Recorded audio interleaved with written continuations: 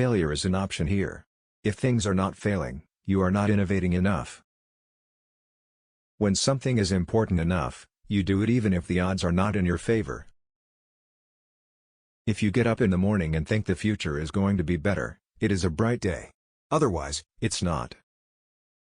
There have to be reasons that you get up in the morning and you want to live. Why do you want to live? What's the point? What inspires you? What do you love about the future? If the future does not include being out there among the stars and being a multi-planet species, I find that incredibly depressing.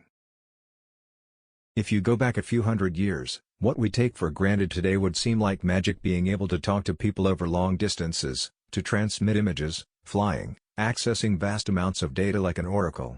These are all things that would have been considered magic a few hundred years ago.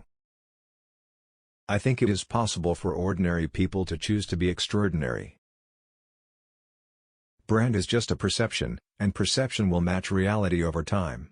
Sometimes it will be ahead, other times it will be behind. But brand is simply a collective impression some have about a product. A company is a group organized to create a product or service, and it is only as good as its people and how excited they are about creating. I do want to recognize a ton of super talented people. I just happen to be the face of the companies. I always invest my own money in the companies that I create. I don't believe in the whole thing of just using other people's money. I don't think that's right. I'm not going to ask other people to invest in something if I'm not prepared to do so myself. Talent is extremely important. It's like a sports team: the team that has the best individual player will often win, but then there's a multiplier from how those players work together and the strategy they employ. Work like hell. I mean, you just have to put in 80 to 100-hour weeks every week. This improves the odds of success. If other people are putting in 40-hour work weeks and you're putting in 100-hour work weeks, then even if you're doing the same thing, you know that you will achieve in 4 months what it takes them a year to achieve. Really pay attention to negative feedback and solicit it, particularly from friends. Hardly anyone does that, and it's incredibly helpful. When somebody has a breakthrough innovation, it is rarely one little thing. Very rarely is it one little thing. It's usually a whole bunch of things that collectively amount to a huge innovation.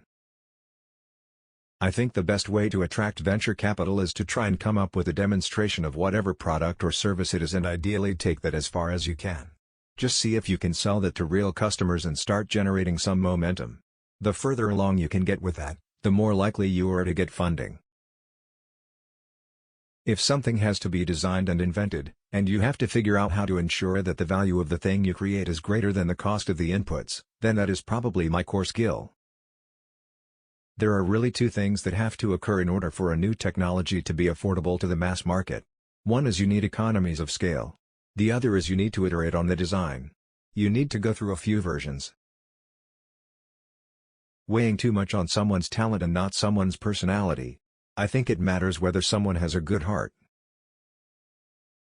One bit of advice: it is important to view knowledge as sort of a semantic tree. Make sure you understand the fundamental principles, the trunk and big branches, before you get into the leaves/details, or there is nothing for them to hang on to.